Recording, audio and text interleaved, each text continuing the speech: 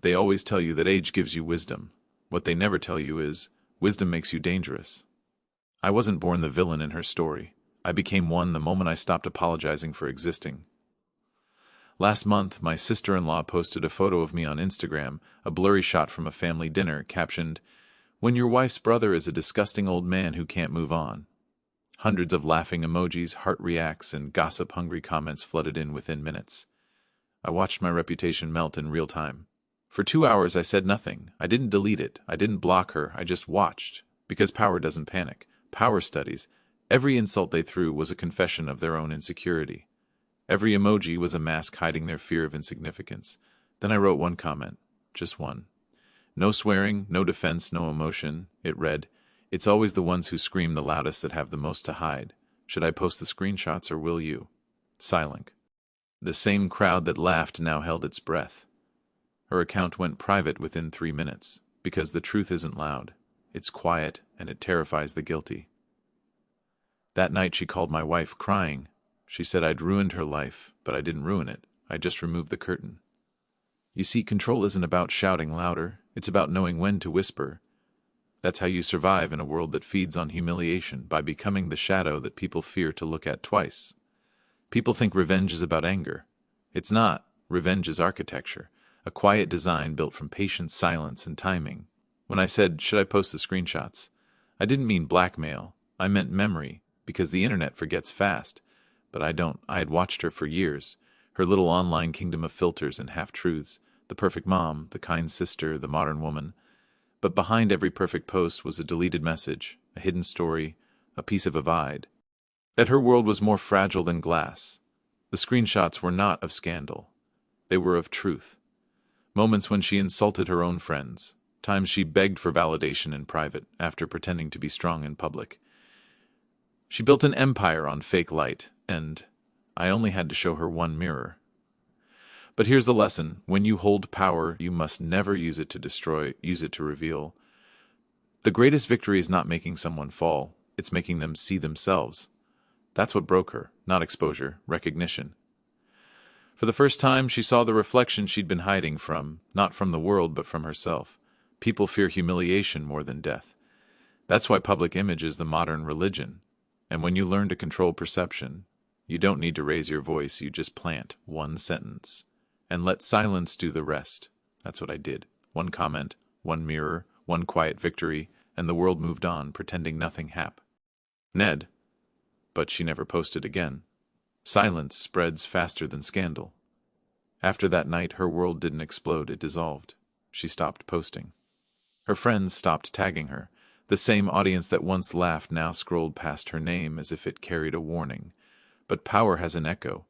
Every echo finds its way home. I began to feel it weeks later, the strange weight of victory. It should have felt satisfying.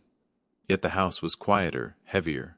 My wife barely spoke to me. My phone buzzed less. The mirror I'd shown her had turned just slightly toward me. I realized something no one likes to admit. When you expose someone's darkness, a little of it clings to your hands. She wasn't the only one unraveling. At night, I caught myself rereading her comment, hearing the laughter again. Not hers, mine. And I understood. Every public fight leaves two ghosts. That's the secret they don't teach you about power. It doesn't end when you win. It ends when you let go. So I stopped watching her account, stopped replaying the moment. And one morning, when I looked in the mirror, the man staring back didn't look angry anymore. He just looked tired and free, because real control isn't about silence, fear, or reputation. It's about peace, the kind you earn only after you've seen what pride can destroy. You know what they never tell you about revenge? It always ends in silence. Not the satisfying kind, the heavy kind, the kind that follows when the crowd leaves, when the notifications stop, and when the mirror shows you exactly what you became. For weeks I waited for her to post again. Part of me wanted her to fight back, to scream, to explain, to say something, but she didn't. She vanished, and somehow her silence was louder than any insult she'd ever thrown. One day I saw her at a family gathering, no words, just a quiet nod between us. Her eyes didn't carry hate anymore, just something I recognized. Shame mixed with understanding. Ma. She finally realized why I wrote that comment. Or maybe she just realized I was human too. That night, I deleted my own Instagram, not out of guilt, out of clarity, because I finally understood that every post, every caption, every perfect photo is just a small prayer for attention. And the moment you stop praying for attention, you start living again. People called me cruel.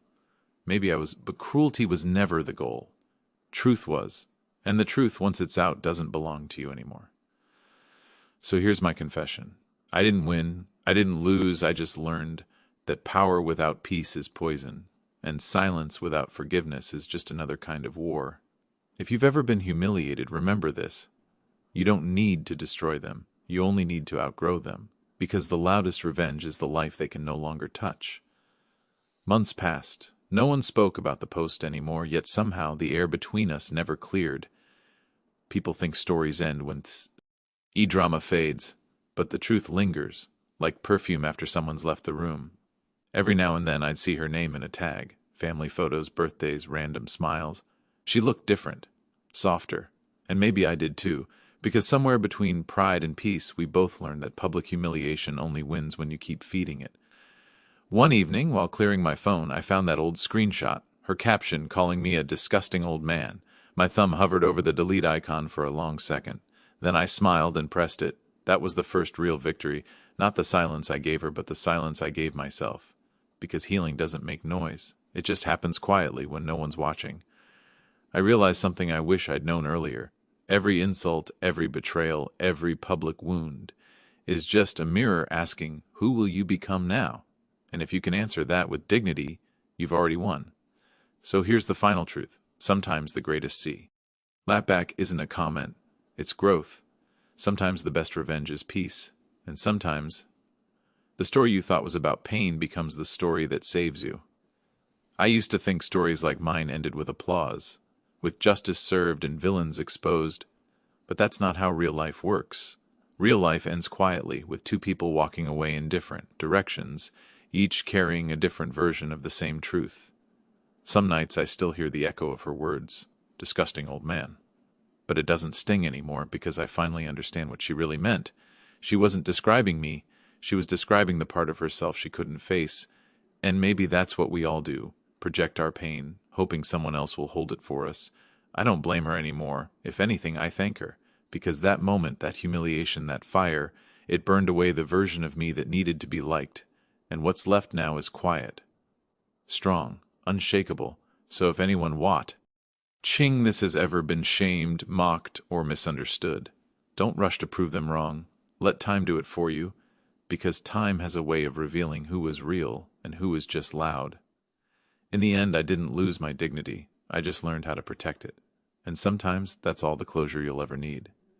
Sometimes, when you walk through a storm, you don't come out cleaner. You come out clearer. The noise fades, the faces disappear, and you're left standing in the quiet, realizing the only person you ever needed to prove anything to was yourself. We spend so much of our lives chasing validation, the likes, the hearts, the applause. But the truth? Validation is a mirage. The moment you stop chasing it, you start living. If you've ever been the punchline, if you've ever been the target, remember this. The story doesn't end when they laugh. It ends when you decide it does. Because every insult fades. Every rumor dies. But dignity, once reclaimed, never leaves you again.